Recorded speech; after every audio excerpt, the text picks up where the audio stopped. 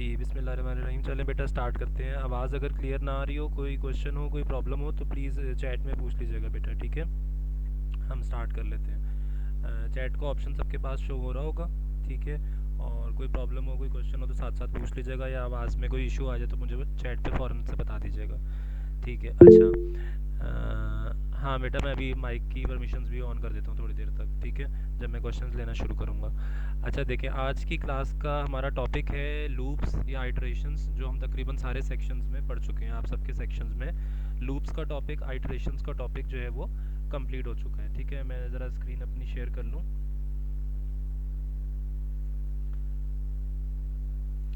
ठीक है। होपफुली अब स्क्रीन नज़र आ रही होगी आपको। अच्छा, हमें लूप्स या आइटरेशंस या इसको रिपीटिशंस भी कहा जाता है, इस टॉपिक को रिवाइज करना है, ठीक है। थोड़ी सी इसकी हम थ्योरी भी देख लेते हैं, ज़्यादा टाइम थ्योरी पे नहीं लगाएंगे, एक्चुअल प्रैक्टिकल की तरफ चलेंगे। प्रैक्टिकल से मुराद ये कि एक्चुअल जो हमें सूडो कोड्स लिखने हैं। अच्छा, यहाँ पर मैं एक बात रिपीट आपको बता दूं, दोबारा से रिमाइंडर दे दूं कि सूडो कोड के जो हमारे क्वेश्चंस आ रहे होते हैं P2 में, चाहे वो आपका CI का P2 हो या भी हमारा जो एंड ऑफ ईयर आएगा उसमें भी, दो तरह के क्वेश्चंस आमतौर पर होते हैं। एक तो होते हैं जिसमें सूडो कोड आपको बनाने को या लिखने को आएगा, ठीक है। दूसरा ये कि बना बनाया सूडो कोड भी आपको दिया जाएगा, जिसमें आपको एरर्स जो है वो आइडेंटिफाई करके उन एरर्स को ठीक भी करना होगा, ठीक है। तो जब हमें सूडो कोड बनाना, उसके रूल्स एंड रेगुलेशंस पता चल जाएंगे तो हम किसी भी बने बनाए सूडो कोड्स में भी एरर्स को आइडेंटिफाई या उनको फिक्स कर सकते हैं, ठीक है। अच्छा, अब हमारे पास तीन तरह के लूप्स या आइटरेशंस की टाइप्स हैं। सबसे पहले हम ज़रा ये डिस्कस कर लेते हैं कि लूप्स या आइटरेशंस की ज़रूरत ही क्यों है सूडो कोड में। अब तक हमने कौन कौन सा सूडो कोड बनाना सीख लिया। हमने सीख लिया कि भाई एक सिंपल सा सूडो कोड हो जिसके अंदर जो है वो किसी किस्म की भी कोई कंडीशनल स्टेटमेंट भी इन्वॉल्व ना हो, ठीक है। अच्छा, कोशिश किया करें कि जब कभी भी आप जो है वो आए क्लास को ज्वाइन करने के लिए तो अपनी बिकनाइट वाली आईडी से ही आप ज्वाइन किया करें, ठीक है। तो अच्छा, वापस चलते हैं। हमारे पास हमने सूडो कोड देखा, ऐसा सूडो कोड जिसके अंदर कोई भी कंडीशनल स्टेटमेंट इन्वॉल्व नहीं होती, ना इफ देन एल्स, ना केस ऑफ अदरवाइज। वो तो सिंपल वाला था जिसमें एक जनरल सीक्वेंस हम फॉलो करते हैं कि भाई कुछ डिक्लेयर किए वेरिएबल्स कांस्टेंट जो भी थे उस सवाल के अकॉर्डिंगली इनिशियलाइज करवा लिया वेरिएबल्स को, फिर उसके बाद इनपुट ले लिया, फिर कोई फार्मूला लगा दिया, एरिया का फार्मूला है या आपका जो है वो वॉल्यूम का फार्मूला है, या जो भी फार्मूला है वो फार्मूला लगाया, ठीक है। और उसके बाद जो है फार्मूले के बाद जो है वो आउटपुट दिखा दी, रिजल्ट दिखा दिया कि भाई ये रिजल्ट आ रहा है हमारे इस पर्टिकुलर फार्मूले का, ठीक है। तो देखिए, अगर आप बीकानाइट वाली आईडी से बेटा ज्वाइन करेंगे तो दूसरों को तकलीफ़ नहीं होगी। बार बार मुझे जो है वो अपनी स्क्रीन शेयर से निकल के जो है आपको परमिट करना नहीं पड़ेगा, आप डायरेक्टली ज्वाइन कर लेंगे जब आप बिकानाइट आईडी से ज्वाइन करते हैं। अच्छा, एनीवेज, तो सिंपल सूडो कोड से आगे चले तो हमने कहा कि हमारे सूडो कोड के अंदर कुछ कंडीशनल स्टेटमेंट्स, जिनको हम सिलेक्शन स्टेटमेंट्स भी कहते हैं, वो भी शामिल हो सकती हैं आके। अगर तो एक या दो कंडीशंस होंगी तो हम फ़ौरन से इफ़ देन एल्स का इस्तेमाल करेंगे। अगर दो से ज़्यादा कंडीशंस होंगी तो हमारी चॉइस होनी चाहिए केस ऑफ अदरवाइज। वो एक अलग बात है कि दो से ज़्यादा कंडीशंस को भी हम कवर कर सकते हैं यूजिंग इफ़ देन एल्स अगर हम चाहें, तो उसमें हमें एडिशनल एल्सिफ लगाने पड़ रहे होते हैं, और उसके साथ साथ फिर उसको क्लोजिंग के टाइम पर एडिशनल एंड इफ भी हम लगा कर उसको क्लोज कर रहे होते हैं, ठीक है। ये अब तक हमने सीख लिया। फिर हमने कहा कि अगर किसी सवाल में कोई particular command multiple times repeat करवानी हो, फॉर एग्जांपल यूज़र से उसका नाम पूछना, एक दफ़ा इसके लिए इनपुट नेम हम लिख देंगे एक दफ़ा, तो वो एक दफ़ा नाम पूछ लिया जाएगा, ये तो बहुत आसान है। लेकिन अगर यही काम 500 टाइम्स किया जाना हो तो हम 500 टाइम्स इनपुट नेम नहीं लिखना चाहते। हम चाहते हैं कि हम कमांड उसी तरह एक दफ़ा लिखें, लेकिन हम लूप को कुछ इस तरह से इस्तेमाल करें कि वो एक दफ़ा लिखी गई कमांड जो है वो 500 टाइम्स रिपीट हो जाएगी। ये लूप्स का, आइटरेशंस का बेसिकली मकसद या पर्पज़ या रीज़न है कि क्यों ये यूज़ किए जाते हैं। अच्छा, तीन हमारे पास इसमें टाइप्स आ जाती हैं। पहली टाइप है हमारे पास फॉर टू नेक्स्ट लूप, ठीक है, जिसको फॉर नेक्स्ट भी कह दिया जाता है शॉर्ट फॉर्म में। सेकंड है हमारे पास वाइल डू एंड वाइल, जिसको सिर्फ वाइल एंड वाइल लूप भी शॉर्ट फॉर्म में हम कह रहे होते हैं। और तीसरा है हमारे पास रिपीट अनटिल, ठीक है। अच्छा, इस फॉर टू नेक्स्ट की नेचर की अगर हम बात कर लें तो फॉर टू नेक्स्ट वाले में हमारे पास बेटा बिकनाइट वाली आईडी से प्लीज़ ज्वाइन किया करें, ठीक है। अच्छा, फॉर टू नेक्स्ट वाली की नेचर ये है, अपने पास लिख भी लिया करें लेक्चर पॉइंट्स में, कि ये काउंट कंट्रोल लूप इसका दूसरा नाम है, ठीक है।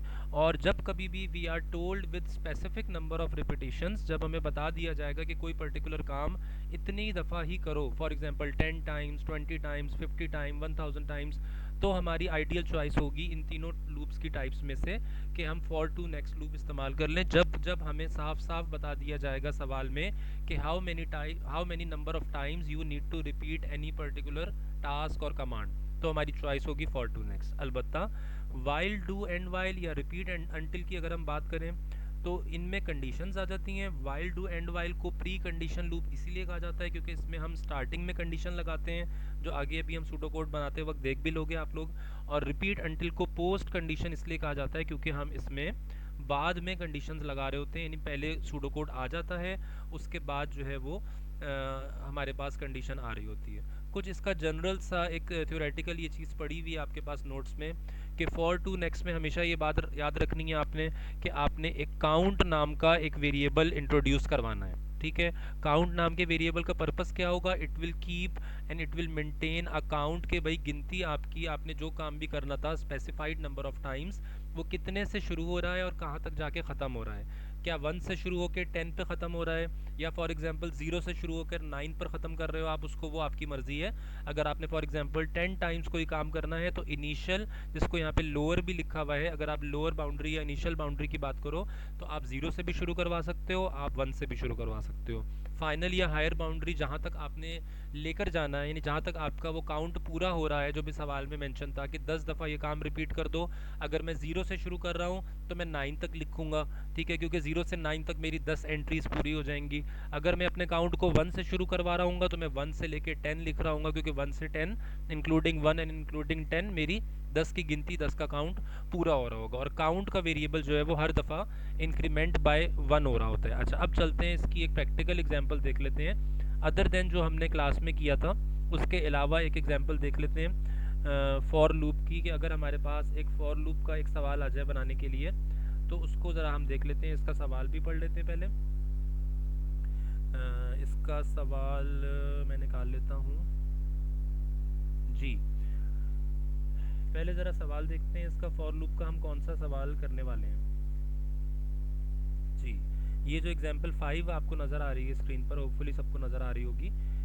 This question we are about to solve using for loop, ठीक है। अभी नीचे सॉल्यूशन ना देखिएगा, सॉल्यूशन अलग से डिस्कस करते हैं। सवाल में लिखा हुआ है a geography class decided to measure daily temperature and hours of sunshine per day over a 12 months period, यानी 365 डे। यानी एक ज्योग्राफी की क्लास है जो क्या क्या चीज़ें मेजर करना चाह रही है कि डेली का, हर दिन का टेम्परेचर भी मेजर करना चाह रही है, और हर दिन में कितने घंटे सूरज निकलने के आवर्स हैं, 5 घंटे हैं, 6 घंटे हैं, what ever number of hours per day हैं सनशाइन के, वो भी कैलकुलेट हो जाएं हर दिन के लिए।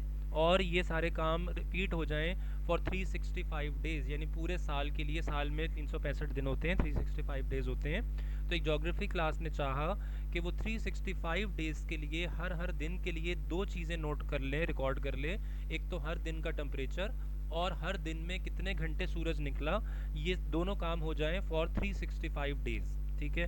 तो क्योंकि सवाल में हमें 365 डेज़ क्लियर कट बता दिया कि ये काम कितनी दफ़ा रिपीट होना है, तो हमारी चॉइस होगी इसमें फॉर टू नेक्स्ट लूप। अच्छा, आगे सवाल पढ़ते हैं। Right pseudo code that inputs the temperature, ऐसा सूडो कोड लिखें जो टेम्परेचर का इनपुट ले, ये भी उन्होंने आपको बता दिया। एंड आवर्स ऑफ सनशाइन का भी इनपुट ले फॉर ऑल 365 डेज। यानी जाहिर है कि हमारे सूडो कोड में इनपुट लिया जाए, पूछा जाए प्रोग्राम में कि हर दिन 365 दिनों के लिए हर दिन जो है वो कितना टेम्परेचर रहा, और हर हर दिन कितने आवर्स सनशाइन के रहे, और फाइनली आउटपुट क्या दिखा दे हमारा प्रोग्राम यूज़र को, and give output as average temperature for the year and average number of hours per day over the year. यानी आखिर में जो एवरेज निकल कर आए वो टेम्परेचर की एवरेज हो, पूरे साल टेम्परेचर की क्या एवरेज रही, और average number of hours of sunshine क्या रहे पर डे के, ठीक है। अब हम ज़रा चलते हैं, होपफुली सवाल जो है वो क्लियर हो गया होगा। अब ज़रा हम इसका सॉल्यूशन देख लेते हैं। सॉल्यूशन इसका स्टार्ट हो रहा है हमारे पास, बल्कि एक और काम करते हैं, इसको मैं कर लेता हूँ कॉपी, और इसको कॉपी करने के बाद मैं इसको यहाँ पे वाइट बोर्ड पे ओपन कर लेता हूँ। वाइट बोर्ड पे मैं इसको ओपन कर रहा हूँ, एक सेकंड ज़रा रुकिएगा, एक सेकंड बस रुक जाओ।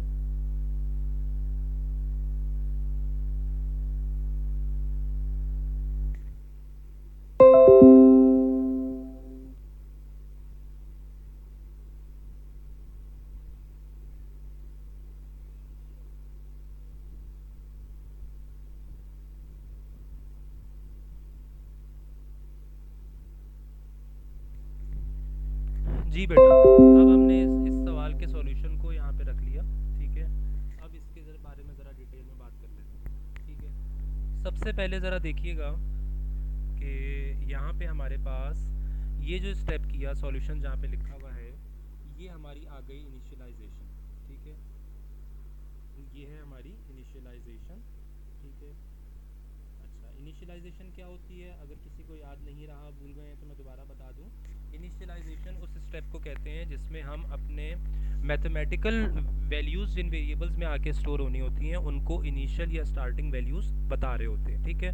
हमने एज्यूम कर लिया कि डिक्लेयर कर दिया गया इन वेरिएबल्स को, डिक्लेरेशन इसलिए हमने यहाँ पे नहीं दिखाई, कोई इशू नहीं है, कोई नंबर नहीं कटेगा, ठीक है। उसके बाद यहाँ पर हम पहुँचे, हमने टोटल अंडरस्कोर टेम्परेचर एक वेरिएबल का नाम रख दिया, ठीक है। यानी टोटल टेम्परेचर जिस वेरिएबल में जाकर स्टोर होगा, यानी साल के 365 दिनों में जो भी टोटल रहेगा टेम्परेचर का, क्योंकि आखिर में हमें जाकर एवरेज लेनी है, और एवरेज निकालने की लॉजिक या फार्मूला ये होता है कि टोटल हमारे पास हो, चाहे हम किसी भी चीज़ का एवरेज निकाल रहे हैं तो पहले टोटल होना चाहिए। चाहे आप नॉर्मल नंबर्स का भी एवरेज निकालने बैठ रहे हैं तो पहले आपको नंबर्स चाहिए होते हैं, फिर उन नंबर्स का एक टोटल निकलता है या सम निकलता है, फिर उस टोटल को हम डिवाइड कर देते हैं all available number of values, वो 5 हैं, 10 हैं या 15 जितनी भी हैं, उससे हम डिवाइड करके एवरेज निकाल लेते हैं। तो क्योंकि हमने आगे जाके एवरेज निकलवाना है, तो एक सेकंड में ज़रा देख लूँ क्या कोई मैसेज आया है, कुछ आया है यहाँ पे।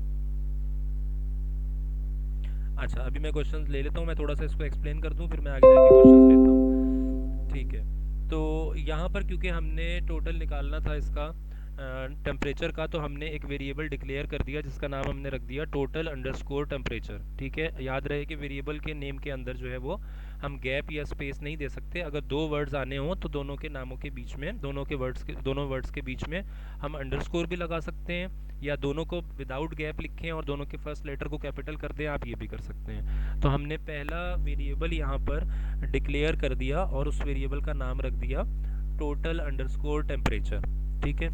इसको हमने 0 की वैल्यू से इनिशियलाइज कर दिया। फिर हमने एक दूसरे वेरिएबल का नाम रखा यहाँ पर टोटल अंडरस्कोर एस आवर्स, यानी हमारे माइंड में ये था कि ये वो वेरिएबल है जिसमें सनशाइन आवर्स कितने होंगे टोटल, वो टोटल इस वेरिएबल के अंदर क्योंकि स्टोर होना है तो हमने इसको यही नाम देना है।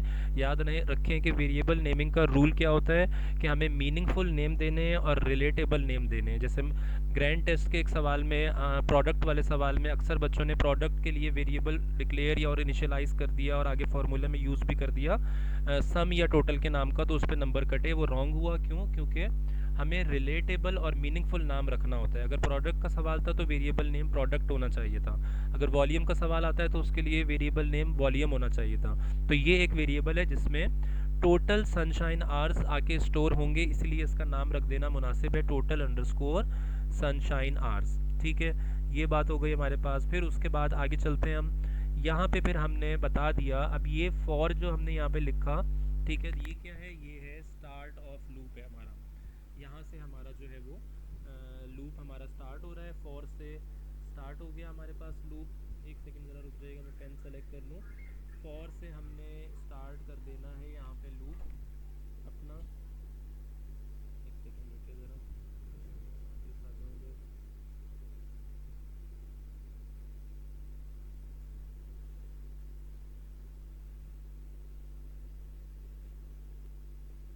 ठीक है, ये हमारा है start of the loop. For से हम लूप को स्टार्ट करते हैं, फॉर लूप को। काउंट वेरिएबल ज़रूर इंट्रोड्यूस करवाया जाएगा, भले आप उसको इनिशियलाइज़ करें ना करें, ज़रूरी नहीं है, अगर कर दें तो भी अच्छा है, ना करें तो भी कोई मसला नहीं है। क्यों? क्योंकि हम इस असाइनमेंट ऑपरेटर के बाद इस जगह के ऊपर उसको बताने लगे हैं कि भाई तुम्हारी जो है वो स्टार्टिंग वैल्यू क्या है, इनिशियल वैल्यू तुम्हारी क्या है 1 से तुम स्टार्ट ले रहे हो और तुमने कहाँ तक चलना है, इस लूप ने काउंट कहाँ तक चलेगा, ये एंडिंग वैल्यू भी हमने उसको बता दी कि 365 तक तुमने जाना है, ठीक है। तो फॉर का लूप हमने स्टार्ट किया वर्ड फॉर लिख के, काउंट के वेरिएबल को उसकी स्टार्टिंग लिमिट भी बता दी 1 से लेके और 365 डेज तक। ठीक है, अगर पेपर में ये सवाल फॉर एग्जांपल मॉडिफाई होकर आ जाए कि 1 वीक के लिए यही सारे काम करें आप 1 वीक के लिए, तो फॉर काउंट में हम 1 टू 365 की जगह फिर हम 7 लिख रहे होंगे, क्योंकि 1 वीक में 7 डेज होते हैं। ठीक है, अगली लाइन पर आ जाते हैं। अब फॉर के बिल्कुल नीचे क्यों नहीं लिखा राइट को, क्योंकि ये कहलाता है इंडेंटेशन। हमने इंडेंट करके इनको स्पेस देकर इनको आगे लिखा। ठीक है, और हमने स्पेस देकर जो इनको आगे लिखा, तो यहाँ पर हमने जो है वो राइट का वर्ड यूज़ किया। राइट की जगह आप चाहो तो इनपुट का वर्ड भी यूज़ कर सकते हो। इनपुट और राइट और रीड, ये सारे वर्ड्स यूज़ होते हैं, ये एक ही चीज़ के लिए सारे वर्ड्स इस्तेमाल होते हैं हमारे। चाहे आप इनपुट ले रहे हो, चाहे आप जो है वो इनपुट का वर्ड यूज़ कर दो, चाहे आप राइट का वर्ड यूज़ कर दो। राइट का वर्ड हमने यूज़ किया यहाँ पे। एक तरफ मैं करेक्शन थोड़ी सी यहाँ पे कर लूँ, मैंने गलत जगह पे ये लिख दिया। एक सेकेंड रुकिएगा। राइट का वर्ड हम लिख रहे होते हैं फॉर आउटपुट। ठीक है, इसको मैंने इरेज कर दिया यहाँ से। राइट का वर्ड यूज़ हम कर रहे होंगे फॉर आउटपुट, क्योंकि अभी इस स्टेज पर हम यूज़र को प्रॉम्प्ट दे रहे हैं, उसको बता रहे हैं कि भाई तुमने क्या चीज़ हमें बतानी है। हमने विद इन इन्वर्टेड कॉमास यहाँ पर हमने उसको दे दिया मैसेज। क्या मैसेज दे दिया, कोई भी वर्डिंग आप लिख सकते हैं जिससे उसको समझ में आ जाए कि उसने इनपुट देना क्या है, उसने बताना क्या है। फिर अगली लाइन में हमने रीड का वर्ड लिखा। रीड की जगह आप इनपुट भी कह सकते हो। और हमने क्लास में एक ऐसा मेथड सीखा था जिससे एक ही लाइन में दोनों काम हो जाते हैं। मैं अभी कमेंट्स पढ़ लेता हूँ। एक ही लाइन में दोनों काम हम कैसे कर रहे होते हैं, उसका भी मैं आपको इसी के सामने लिख देता हूँ कि अगर आप 2 लाइन में नहीं लिखना चाह रहे, फॉर एग्जांपल आप चाह रहे हो कि एक ही लाइन हम ऐसी लिखें जिसमें प्रॉम्प्ट भी चला जाए और जिसमें इनपुट भी हो जाए, तो फिर हम उसके लिए इस तरह से लिखते हैं। इनपुट लिखा, ठीक है, इन्वर्टेड कॉमास स्टार्ट हुए, आपने लिखा एंटर टेम्परेचर। ठीक है, और इन्वर्टेड कॉमास क्लोज किए, कॉमा लगाया, और फिर जहाँ जाकर जिस वेरिएबल में टेम्परेचर ने स्टोर होना है, अगर उसका नाम टेम्प है तो आपने उस वेरिएबल का नाम लिख दिया। ठीक है, आप चाहो तो ऊपर टेम्प नाम के वेरिएबल को भी इनिशियलाइज करवा सकते थे। याद रखिएगा, जैसे जैसे हम सूडो कोड आगे से आगे पढ़ने जाएंगे तो आपको कहीं किसी का भी सॉल्यूशन, किसी भी नोट्स में, बुक्स में, कहीं पे भी आप देख रहे होगे तो आप ये नोट करोगे कि डिक्लेरेशंस या इनिशियलाइजेशंस नहीं दिखाई जा रही होती। वो एज्यूम कर लिया जाता है कि अगर एक वेरिएबल यहाँ पे टेम्प यूज़ हुआ है तो ऊपर इसको डिक्लेयर और इनिशियलाइज भी करवा दिया गया होगा। अगर आप के पास जगह है और टाइम है, आप करना चाह रहे हो डिक्लेयर और इनिशियलाइज कर दो, बहुत अच्छा है, अदरवाइज ये प्री एज्यूम्ड होता है। अच्छा, मैं ज़रा एक सेकंड कमेंट्स में कोई क्वेश्चंस आए तो देख लूँ, फिर वापस हम अपने सूडो कोड पर आ जाते हैं।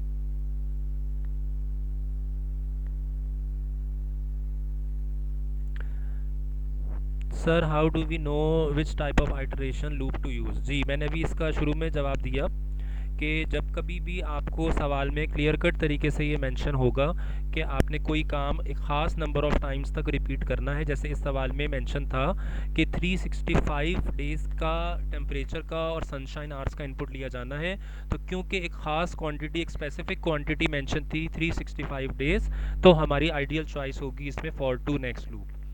अच्छा, एक सवाल आया है कि सर इज़ रीड इनपुट और आउटपुट। अच्छा, रीड की कमांड जैसे मैंने आपको यहाँ पे दिखाया, रीड की कमांड हम यूज़ कर रहे होते हैं फॉर इनपुट, यानी आप रीड भी लिख सकते हो, आप इनपुट भी लिख सकते हो, और राइट आप यूज़ करते हो आउटपुट के ऑल्टरनेट के तौर पर। या आप आउटपुट लिखो, या आप प्रिंट लिखो, या आप राइट लिखो, ये सारी की सारी चीज़ें जो हैं, ये सारे के सारे वर्ड्स आप यूज़ कर सकते हो एक दूसरे की जगह पर। दोबारा बता रहा हूँ, प्रिंट, आउटपुट और राइट, ये एक ही कमांड के लिए 3 वर्ड्स आप यूज़ कर सकते हो, कोई सा एक इसमें यूज़ कर लो। इसी तरह इनपुट और रीड में से कोई भी आप यूज़ कर लो इनपुट लेने के लिए। ठीक है, और एक ही लाइन में हमने यहाँ पर हम पहुँचे थे कि हमने एक ही लाइन में दोनों काम कर लिए। इन्होंने 2 लाइन्स में किए थे कि आउटपुट या राइट अलग लिखा, पहले यूज़र को मैसेज दिया कि भाई प्लीज़ एंटर टेम्परेचर, फिर उसके बाद दूसरी लाइन में इनपुट लिया, इनपुट या रीड करके टेम्परेचर वेरिएबल का नाम लिख दिया। हमने एक ही लाइन में कर लिया यहाँ पर किस तरह से कि हमने पहले वर्ड यूज़ किया इनपुट का, ठीक है, इनपुट के बाद हमने प्रॉम्प्ट दिया, उसको मैसेज दिया एंटर टेम्परेचर। ठीक है, इन्वर्टेड कॉमास में जो भी कुछ मैसेज लिखा जाएगा उसको प्रॉम्प्ट कहते हैं, और वो एज इट इज़ यूज़र की स्क्रीन पर डिस्प्ले हो जाएगा ताकि उसको पता चल जाए कि उसने इनपुट में देना क्या है। कॉमा के बाद उस वेरिएबल का नाम आएगा जिसके अंदर वो टेम्परेचर जो भी और जैसा भी स्टोर करेगा, वो उस वेरिएबल टेम्प नाम के अंदर जाकर स्टोर हो रहा है। ठीक है, आगे चलते हैं हम ज़रा। आगे हम चले तो आगे हमें नज़र आ रहा है एक फार्मूला लगा हुआ। जाहिर है कि जब तक हम अवेलेबल टेम्परेचर्स का टोटल नहीं निकालेंगे तो आगे जाकर हम उसकी एवरेज भी कैसे निकाल सकते हैं। तो यहाँ पर हमें एक फार्मूला लगा नज़र आ रहा है इस लाइन में कि टोटल अंडरस्कोर टेम्परेचर, वही वेरिएबल नेम एग्जैक्टली यूज़ करना है जो आपने ऊपर डिक्लेयर या इनिशियलाइज किया। ठीक है, टोटल अंडरस्कोर टेम्परेचर, इस सिंबल को कहते हैं असाइनमेंट ऑपरेटर। ये इज इक्वल टू का काम कर रहा होता है। अगर आपने बहुत सिंप्लीफाइड मैनर में काम करना है सूडो कोड में तो आप सिंपली इज इक्वल्स टू भी डाल सकते हो, कोई ऐसा मसला नहीं है। लेकिन अगर आप, बेहतर है कि अगर आप असाइनमेंट ऑपरेटर यूज़ कर लो। अच्छा, टोटल अंडरस्कोर टेम्परेचर यानी अब हम फॉर्मूला लगा रहे हैं। जैसे हमने प्रोडक्ट के सवाल में product is equals to num1 multiply by num2 लिखा था, या सम के सवाल में हमने, या टोटल के सवाल में हमने लिखा था total is equals to num1 plus num2। यहाँ पर हमने एक लॉजिक लगा दी, एक फार्मूला लगा दिया कि टोटल टेम्परेचर यानी शुरू में इस वेरिएबल के अंदर ज़ाहिर है 0 स्टोर होगा, प्लस जो भी टेम्परेचर यूज़र आके बताता जाएगा वो इसके अंदर ऐड होता जाए। ठीक है, तो ये लाइन हमने लिख दी, ये प्रोसेसिंग वाली लाइन हो गई। एक बता दिया कि भाई हमारा प्रोग्राम जिसके अंदर टोटल टेम्परेचर एक वेरिएबल है जिसमें टोटल स्टोर होना है, अभी वो है 0, प्लस टेम्परेचर एक वेरिएबल है जिसमें यूज़र जो जो टेम्परेचर्स आके बताता जाएगा right from day 1 till day 365 वो आके इसमें ऐड होता जाए। फिर उसके बाद दोबारा आउटपुट कमांड हमने यहाँ पे इस्तेमाल की। अब हम उससे दूसरी चीज़ पूछने वाले हैं, वो है सनशाइन आवर्स। आप जो है वो आउटपुट लिख दो, आप यहाँ पे प्रिंट लिख दो, आप यहाँ पे राइट का वर्ड यूज़ कर लो, सब आप कर सकते हो। ठीक है, और आप साथ लिख दोगे प्लीज़ एंटर सनशाइन आवर्स। आपने उसको मैसेज दे दिया। आप किसी भी वर्डिंग में मैसेज दे सकते हो, बस उसको पता ये चलना चाहिए कि आपका मैसेज, आप उससे इनपुट क्या लेना चाह रहे हो। अगली लाइन में हमने रीड का वर्ड यूज़ किया। ठीक है, हमने यहाँ पर इनपुट का वर्ड भी यूज़ कर सकते थे, और इनपुट या रीड लिखकर हमने उस वेरिएबल का नाम लिख दिया जहाँ पर जाकर सनशाइन आवर्स की जो भी वैल्यू वो एंटर करेगा कि 4 घंटे सनशाइन आवर्स थे, 5 घंटे थे, वो जाकर इधर स्टोर हो जाएगा। फिर इसी तरह हमने जिस तरह टेम्परेचर का टोटल करवाया था, हमने सनशाइन आवर्स का भी टोटल करवा दिया। वही लॉजिक यूज़ कर ली कि टोटल सनशाइन आवर्स जितने भी हैं, जो कि ज़ाहिर है 0 से शुरू होंगे, हमने इनिशियलाइज करना है, और उसके बाद जो भी वैल्यू वो एंटर करता जाएगा फॉर एवरी डे 365 डेज़ के लिए, वो आके इसमें ऐड होते जाएंगे। हमारा फॉर का लूप स्टार्ट हुआ था इस जगह से, फॉर से, और हमारा फॉर का लूप एंड हो रहा है इस नेक्स्ट पर। ठीक है, ज़रा नोट कर लीजिएगा कि ये फॉर और नेक्स्ट आपको एक अलाइनमेंट में नज़र आ रहे हैं, इसी को कहते हैं इंडेंटेशन। और बाकी बीच की जितनी इंटरनल बॉडी में जितनी कमांड्स यूज़ हुई वो सारी की सारी हमें एक अलग लाइन में, यानी थोड़ा सा स्पेस देकर इंडेंट करके हमने लिखा। यही इंडेंटेशन हमें फॉलो करनी होती है। अच्छा, आगे चलते हैं। अब हमारा काम तकरीबन एंड के करीब पहुंच गया है, और हमें सिर्फ जो है वो फार्मूला लगा देना है। याद रखें कि हम एवरेज का formula for to next loop के अंदर क्यों नहीं लगवा रहे। हमने क्लास में भी एक ऐसा सवाल किया था कि if we are taking input of 1000 numbers, so for every count of numbers average is always calculated at the end। अगर आप एवरेज का formula with in the loop लिख दोगे तो इट मीन्स के वो 1000 दफ़ा एवरेजेस निकाल रहा होगा, जबकि जो कि एक बिल्कुल इलॉजिकल या इनसेंसिबल सी बात होगी। हम ये चाह रहे हैं कि जब सारे टेम्परेचर आ जाएं, उन सारे 365 डेज़ के टेम्परेचर का एक टोटल निकल आए, और इसके साथ साथ सारे 365 दिनों के सनशाइन आवर्स भी यूज़र बता दें, उन सारे सनशाइन आवर्स का भी एक टोटल निकल आए। फिर हम उसके बाद लूप से बाहर निकलें और हम इस जगह के ऊपर आकर जो है हम फॉर्मूला लगा दें कि average temperature is equals to total temperature जो है, यानी टोटल अंडरस्कोर टेम्प नाम के वेरिएबल के अंदर जितने भी टेम्परेचर्स आए, जो भी जैसे भी 365 दिनों के, उनका एक टोटल मेंटेन हुआ है, उसको हम डिवाइड कर दें विद 365। ठीक है, हम उसको 365 से डिवाइड कर दें।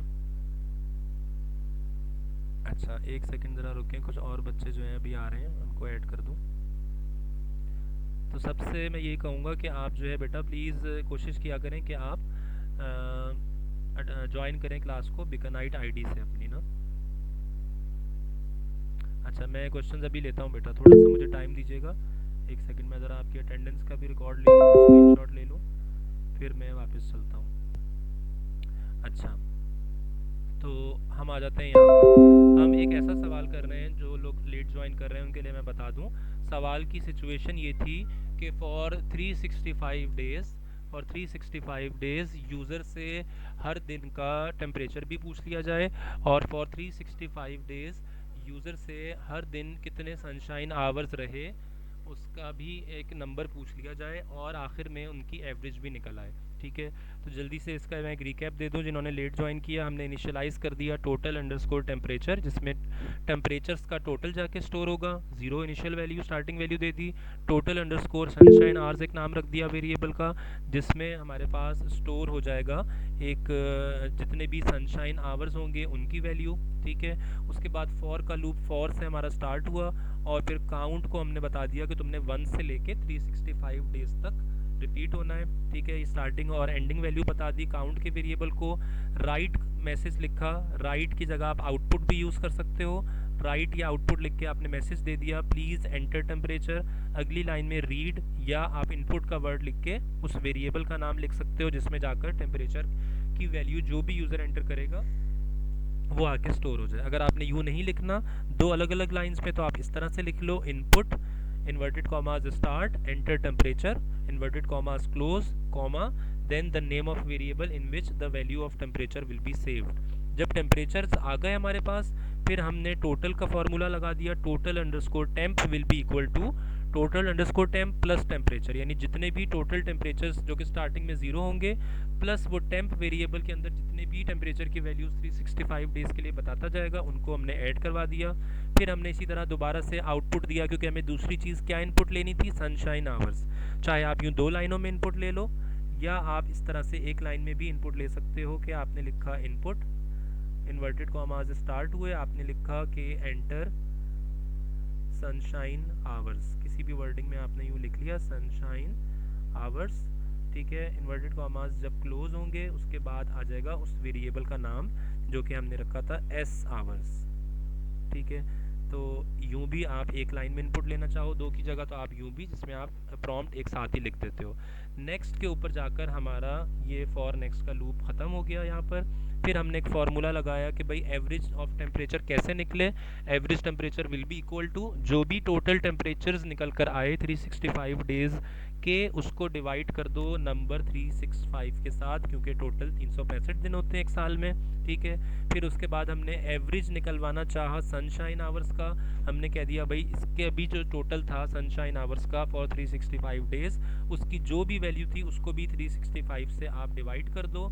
और फाइनली हमने यहाँ पर आकर जो है वो आउटपुट दिखा दिया। आउटपुट के लिए आप राइट लिखो, चाहे आप आउटपुट का वर्ड लिखो या आप प्रिंट का वर्ड लिखो, बात एक ही है। आप प्रिंट का वर्ड भी लिख सकते हो इसमें, आप आउटपुट का वर्ड भी लिख सकते हो। और फिर आपने मैसेज लिख दिया average temperature for whole year is, comma के बाद उस एवरेज टेम्परेचर के वेरिएबल का सही नाम सही स्पेलिंग्स के साथ लिखना है, ताकि उसके अंदर जो भी वैल्यू स्टोर होगी, लेट से 37 या जो भी, तो उसको यूज़र को आउटपुट स्क्रीन पर क्या नज़र आएगा, average temperature for the whole year is 37। फिर उसके बाद सेकेंड लाइन में हमने आउटपुट कमांड यूज़ की अगेन, और हमने कहा average sunshine hours for the whole year is average sunshine hours, उस वेरिएबल का नाम लिख दिया, यानी इसके अंदर जो भी वैल्यू स्टोर होगी, फॉर एग्जांपल 23, तो यूज़र को पूरा मैसेज जाएगा average sunshine hours for the whole year is 23। यूँ हमारा एक सवाल पूरा हुआ, जो कि हमने फॉर टू नेक्स्ट लूप से इसलिए किया था क्योंकि सवाल में साफ साफ ही मेंशन था कि ये जो दो काम हमें करने हैं, ये सवाल था हमारे सामने। ठीक है, तो स्क्रीन शेयर आई थिंक सबको नज़र आ रहा है। तो इस सवाल में हमारे सामने ये सिचुएशन थी कि एक ज्योग्राफी क्लास ने 365 डेज़ के लिए टेम्परेचर का भी इनपुट लिया, नोट किया, रिकॉर्ड मेंटेन किया, और सनशाइन आवर्स पर डे का भी। क्योंकि सवाल में साफ साफ 365 डेज़ मेंशन था, तो हमने फॉर टू नेक्स्ट लूप बेहतर समझा कि इसमें हम इस्तेमाल कर लें।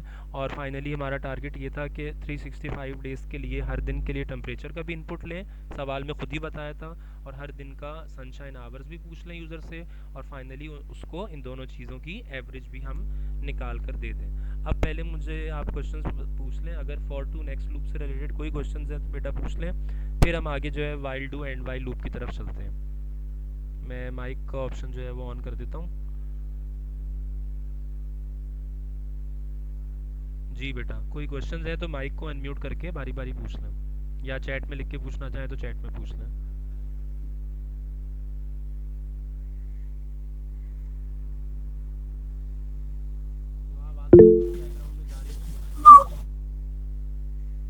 जी बेटा। अच्छा, मैं अच्छा, चैट में पूछा है एक स्टूडेंट ने, sir I didn't understand why we are calculating total temperature and sunshine with 365 if value comes greater than 365। देखें मरियम बेटा, टोटल टेम्परेचर का निकालना भी इसलिए ज़रूरी है और सनशाइन आवर्स का भी, वो इसलिए कि एवरेज निकालने का एक मैथमेटिकल लॉजिक ये होता है कि एवरेज निकलती ही जब है जब हमारे पास टोटल अवेलेबल हो। फॉर एग्जांपल मैं आपसे कहूँ कि आप मुझे अपने ग्रैंड टेस्ट्स के मार्क्स बताओ सारे सब्जेक्ट्स के, और मैं आपको एवरेज निकाल दूंगा, तो फिर आप पहला काम क्या करोगे कि आप पहले मुझे सारे अपने सब्जेक्ट्स के ग्रैंड टेस्ट के मार्क्स बता रहे होगे, ठीक है। मैं उन सारों को आपस में ऐड करूँगा, और जब उन सारों को ऐड करके जो भी वैल्यू मेरे पास आएगी, डिवाइड मैं करूँगा जितने नंबर ऑफ टेस्ट्स आपके होंगे या जितने नंबर ऑफ सब्जेक्ट्स आपके होंगे। फॉर एग्जांपल आपने 7 सब्जेक्ट्स में 20-20 मार्क्स लिए, तो मैंने उन 20 सब्जेक्ट्स को 7 टाइम्स ऐड किया, मेरा आंसर आया 140, और फिर उस 140 को मैं 7 से डिवाइड करूंगा, क्योंकि टोटल नंबर ऑफ सब्जेक्ट्स आपके फॉर एग्जांपल 7 थे, तो 140 डिवाइडेड बाय 7 मेरा आंसर आ जाएगा 20, तो वो आपकी एवरेज होगी। अच्छा, अहमद रज़ा ने पूछा है, sir input enter temperature temp अगर लिख रहे हैं तो आउटपुट नहीं, फिर तो बिल्कुल आप नहीं लिखेंगे अहमद, क्योंकि आपने आउटपुट वाली चीज़ जो उन्होंने अलग लाइन में दिखाई थी, इस तरह से लिखने का फ़ायदा ही ये होता है कि एक ही लाइन में आप जो है वो इनपुट उसको प्रॉम्प्ट भी दे देते हैं, उसके पास मैसेज भी चला जाता है, और इनपुट के लिए वेरिएबल नेम आप कॉमा डाल के जो लिख देते हैं, तो उस वेरिएबल में आके वैल्यू स्टोर भी हो जाती है यहाँ पे, यानी ये 2 in 1 कमांड हो जाती है। फिर आपको अलग से लाइन में अहमद आउटपुट लिखने की बिल्कुल ज़रूरत नहीं रहती। अच्छा, मिनाइल आसिफ ने पूछा कि अंडरस्कोर वाला वेरिएबल बेटा हम इसलिए यूज़ करते हैं क्योंकि आपके वेरिएबल नेमिंग का ये रूल है कि 2 वर्ड्स अगर आ रहे हैं आपके किसी भी वेरिएबल के नाम में, तो आप स्पेस दे नहीं सकते। अब अगर स्पेस नहीं देना और 2 वर्ड्स लिखने भी हैं और वो थोड़े से अलग से स्टैंड आउट भी करें, तो आप उसके लिए या तो अंडरस्कोर लिख दो, दोनों वर्ड्स के बीच में अंडरस्कोर डाल दो, ठीक है। इसको कहते हैं कैमल केस, ठीक है, आई थिंक या स्नेक केस। और दूसरा मेथड ये होता है कि आप दोनों वर्ड्स को लिखो, विदाउट गैप लिखो, और दोनों के फर्स्ट लेटर को आप कैपिटल कर दो। ये दोनों तरीकों से आपके दोनों वर्ड्स अलग अलग प्रोमिनेंट स्टैंड आउट भी करेंगे, चाहे आपने दोनों के बीच में अंडरस्कोर डाल दिया या आपने बगैर गैप के बगैर अंडरस्कोर के मिला के लिखा बट दोनों के फर्स्ट लेटर को कैपिटल कर दिया, तो इसलिए ये काम हम कर रहे होते हैं। अच्छा, ईशल ने पूछा बेटा कि आप हम आउटपुट पहले क्यों लिख रहे हैं, वो आप सिर्फ उस सूरत में लिखोगे जब आप अलग से इनपुट कमांड में सिर्फ इनपुट वेरिएबल नेम आपने आगे लिखा। मैं ज़रा उस स्क्रीन पर वापस चला जाता हूँ, मैं ये सब पहले एक सेकंड ज़रा मिटा दूँ।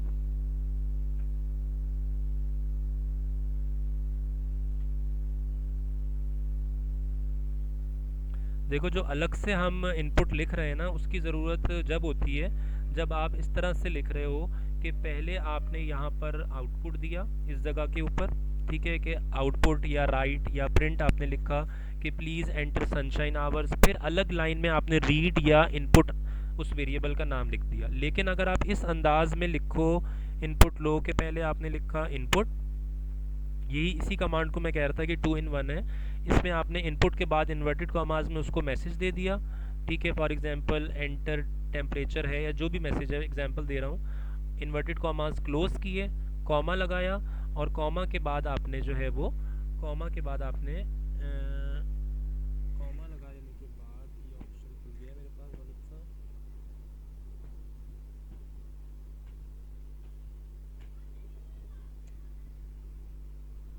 एक सेकंड मैं ज़रा यहाँ वापस आ जाऊँ जी।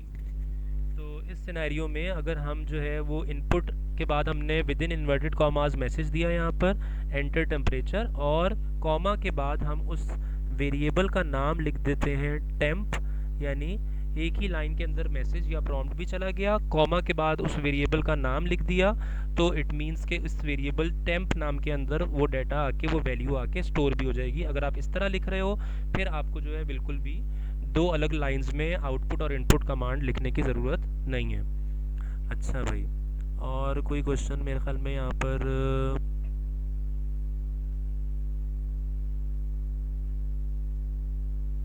हाँ सही है। सर तो अगर दोनों तरीकों से करें तो फिर भी सही है ना? हाँ, दोनों तरीकों से करें बिल्कुल भी सही है, कोई मसला नहीं है, दोनों तरीके ओके। बिल्कुल सही हैं, चाहे आप उनमें से कोई भी एक यूज़ कर लो जो आपको आसान और बेहतर लगे, ठीक है। अच्छा, और आई थिंक सारे क्वेश्चंस पूछ लिए मैंने, आंसर कर दिए हैं।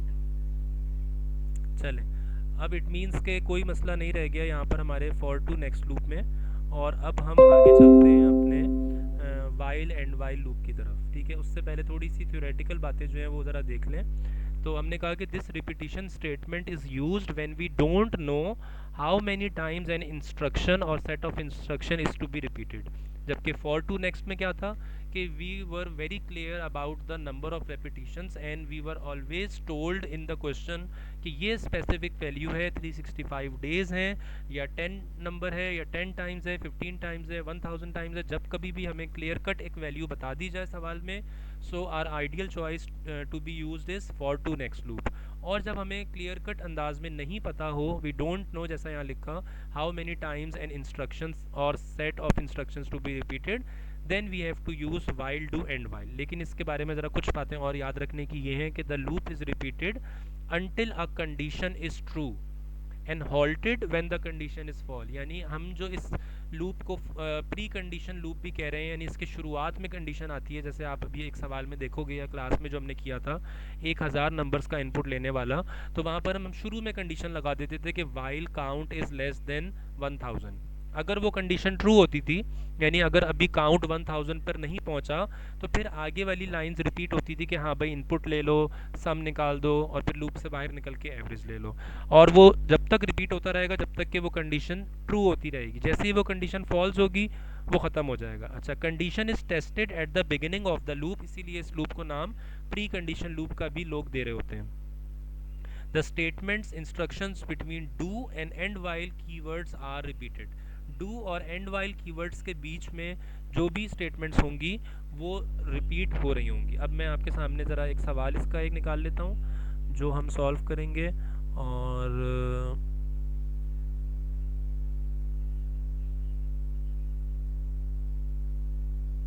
इसका सवाल जो हमें करना है ना, मैं आपको दिखाता हूँ वो कौन सा करना है। जी, हम ये वाला सवाल बेटा इसका अभी सॉल्यूशन देखेंगे। एग्जाम्पल 8 जो आपके पास लिखी हुई है, write pseudo code that will take numbers input. अच्छा, अब ये नहीं बताया कि कितने नंबर्स का input, add them and calculates the average while the input number is greater than और equal to 0, print the average of all the input number. यानी हमें ऐसा कहा गया कि एक सूडो कोड लिखो ऐसे प्रोग्राम का जो नंबर्स का तो इनपुट लेता हो, लेकिन कितने numbers, 1 number, 10 number, 20 number, 100 number नहीं पता। ऐड देम, और वो जितने भी नंबर्स हों उनको वो ऐड भी करे और एवरेज भी निकाले। और ये काम कब तक रिपीट होता रहे उसकी कंडीशन बता दी, वो क्या है कि वाइल, जब तक के the input number is greater than और इक्वल टू 0। जब तक के इनपुट किया जाने वाला नंबर जो है या तो वो ग्रेटर देन 0 यानी 0 से बड़ा, या 0 हो, इक्वल टू 0 हो यानी पॉजिटिव नंबर है या तो 0 से बड़ा है या 0 है, जब तक तुम नंबर्स का इनपुट लेते रहना। यानी इसमें बता दिया कि लूप रिपीट कब तक होता रहेगा और लूप ख़त्म भी कब होगा। रिपीट कब तक होता रहेगा, जब तक यूज़र कोई भी 0 से बड़ा या 0 एंटर करता रहेगा, नंबर का इनपुट देता रहेगा, तो ये लूप चलता रहेगा।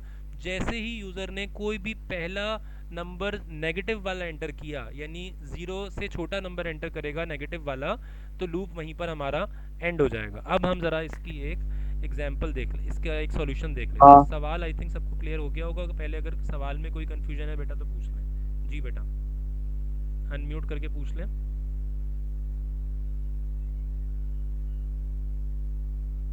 जी बेटा, रिकॉर्ड कर रहा हूँ क्लास को, टेंशन ना लें आप। जी, कोई क्वेश्चन है इस सवाल से रिलेटेड? अगर सवाल समझ नहीं आए बेटा तो पूछ लो अभी।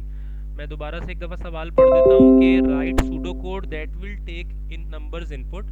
एक सूडो कोड बनाएं जो कि नंबर्स का इनपुट लेता हो, ऐड देम, उनको ऐड भी करता हो वो सूडो कोड, और उनकी कैलकुलेट द एवरेज भी निकाल कर देता हो।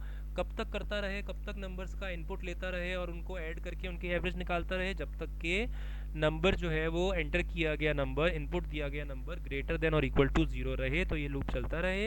यानी इट मीन्स उन्होंने साथ हमें इनडायरेक्टली बता दिया कि जैसे ही नंबर 0 से छोटा आ जाए तो लूप हमारा एंड हो जाना चाहिए। ठीक है, अब ज़रा इसका सॉल्यूशन हम डिटेल में डिस्कस कर लेते हैं। इसको भी मैं उठा के उधर ले जाता हूँ वाइट बोर्ड पे, फिर हम वहाँ पे इस पर बात कर लेते हैं।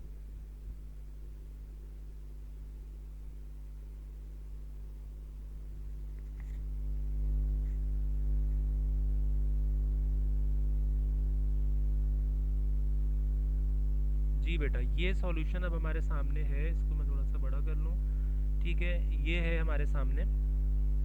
ठीक है, सवाल भी आपके सामने लिखा हुआ नज़र आ रहा है। अच्छा, पहले सबसे पहले हमने क्या किया यहाँ पर, हमने सबसे पहले इनिशियलाइज कर दिया एक वेरिएबल इस लाइन में, जिसका नाम रखा हमने टोटल। टोटल का वेरिएबल की ज़रूरत ही क्या है बेसिकली, क्योंकि जब जब एवरेज निकालना होगा तो हम उसका टोटल भी निकाल रहे होंगे। क्या ये मैंने सही सवाल खोला है? मेरे ख्याल में हमने सवाल दूसरा वाला पढ़ा है। हमने सवाल जो पढ़ा था वो था ये वाला। ठीक है, चलिए हम इसकी एग्जाम्पल यहीं से देख लेते हैं। ठीक है, और इसको बल्कि एक सेकंड मुझे दें, मैं इसको कॉपी करके वहाँ ले जाऊँ ज़रा।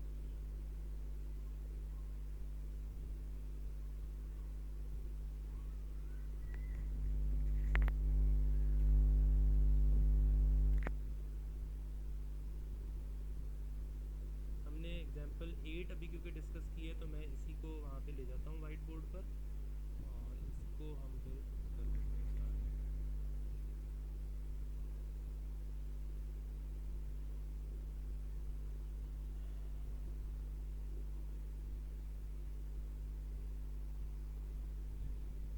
ठीक है, हमें ये वाला डिस्कस करना है, एग्जाम्पल नंबर 8। ठीक है, फुल स्क्रीन कर लिया हमने इसको, कि हम ये चाह रहे हैं कि भाई नंबर्स का इनपुट लिया जाए, उनको ऐड भी किया जाए, उनकी एवरेज भी निकले, और ऐसा जब तक होता रहे जब तक के नंबर ज़ीरो से बड़ा या ज़ीरो यूज़र एंटर करता रहे। सबसे पहले हमारे पास इस लाइन में अगर हम आ जाएं, तो यहाँ के ऊपर हमारे पास, सॉरी, यहाँ हमारे पास उन्होंने बता दिया कि ये हम करने लगे हैं इनिशियलाइजेशन किस वेरिएबल की, टोटल वेरिएबल की। टोटल वेरिएबल की ज़रूरत ही क्यों है? क्योंकि हम ये चाह रहे हैं कि आगे जाके एवरेज निकलना है, और एवरेज को निकालने की लॉजिक या फार्मूला आपको मैथमेटिक्स के हिसाब से पता है कि जब तक कि टोटल नहीं होगा तो एवरेज निकल नहीं सकता। जैसे पिछले सवाल में हमने टोटल ऑफ टेम्परेचर भी निकाला था, वहाँ पे क्योंकि दो दो तरह के टोटल थे तो उनके अलग नाम रखे थे। टोटल अंडरस्कोर टेम्परेचर का टोटल था, टोटल अंडरस्कोर सनशाइन आवर्स वो सनशाइन आवर्स का टोटल था। लेकिन यहाँ पर क्योंकि एक ही टोटल है नंबर्स का, तो इस सिनेरियो में एक खाली टोटल नाम लिख देना वेरिएबल का वो भी मुनासिब और मीनिंगफुल बात है। तो इसमें हमें सिर्फ टोटल का नाम रख देना बिल्कुल एक सही बात है। अगली लाइन में हमने काउंट को इनिशियलाइज करवाया एज 1, आप चाहो तो एज 0 भी इनिशियलाइज करवा सकते हो, कोई मसला नहीं है। फिर हमने उसके बाद इस लाइन में आने के बाद हमने आउटपुट दिया, हमने लिख दिया आउटपुट के लिए अगेन बता रहा हूँ कि आप राइट लिखना चाहो आप राइट भी लिख सकते हो, आप वर्ड यूज़ करना चाहो इसके लिए आउटपुट का, आप आउटपुट का वर्ड भी यूज़ कर सकते हो, और आउटपुट के अलावा आप प्रिंट लिखना चाहो आप वो वर्ड भी यूज़ कर सकते हो। ठीक है, आउटपुट प्रिंट या राइट लिखकर आपने विद इन इन्वर्टेड कॉमास उसको मैसेज दे दिया इनपुट नंबर, और इस अगली वाली लाइन में आपने उसको बता दिया रीड नंबर। रीड की कमांड यूज़ होती है, रीड के लिए आप वर्ड इनपुट भी यूज़ कर सकते हो, आप चाहो तो लिख दो इनपुट नम, आप वो भी लिख सकते हो, या आप एक कंबाइन कमांड लिख दो जिसमें सिर्फ आप लिख रहे हो input enter number, inverted commas के बाद मैसेज भी आ गया एंटर नंबर। ठीक है, और इन्वर्टेड कॉमास क्लोज होने के बाद कॉमा ज़रूर लगाना है, और फिर आएगा वेरिएबल नेम नम। अगर आप ये वाली कमांड लिख रहे हो जिसको मैंने अभी अंडरलाइन किया, तो ये कमांड इन दोनों कमांड्स की जगह एक ही कमांड काफ़ी है। ठीक है, फिर आपको दो कमांड्स लिखने की ज़रूरत नहीं है, क्योंकि इस कमांड के अंदर जो ये वाला पोर्शन है, ये वाला, इसमें मैसेज जा रहा होता है, this is known as prompt. ठीक है, यूज़र को हम बता रहे होते हैं कि उसने इनपुट देना क्या है, और ये वाला जो हिस्सा होता है ये है आपका वेरिएबल नेम। इसमें आप प्रोग्राम को बेसिकली बता रहे होते हो कि वो जो भी नंबर एंटर करे वो किस वेरिएबल में जाकर स्टोर हो। हमने नम नाम के वेरिएबल में स्टोर करवा दिया। ठीक है, आगे आ जाते हैं। अब वाइल का जो वर्ड लिखा हुआ है, इस वाइल के वर्ड से हमारा लूप स्टार्ट हो गया, और जिसको मैं अभी सर्कल कर रहा हूँ दिस इज़ द कंडीशन। आप देख लो कि प्रोग्राम की शुरुआत ही में कंडीशन आ गई। ठीक है, इसीलिए इस तरह के लूप को क्या कहा जाता है?